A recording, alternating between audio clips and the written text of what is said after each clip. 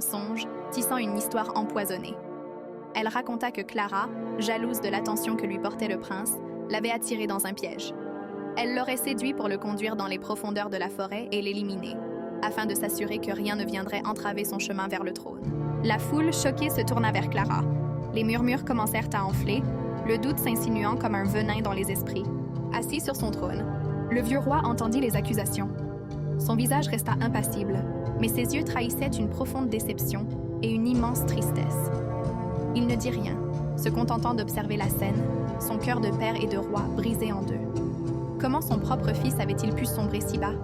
Comment son peuple pouvait-il se laisser emporter par de tels mensonges?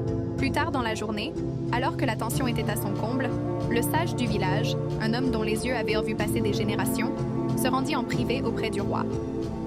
Il lui fit part de la vision qu'il avait eue durant la nuit, une vision claire, terrible, qui montrait la haine d'Oketchukoizor, son plan meurtrier et l'intervention juste de l'esprit de la forêt. En entendant le récit du sage, le roi ferma les yeux. La vérité était encore plus douloureuse que les mensonges.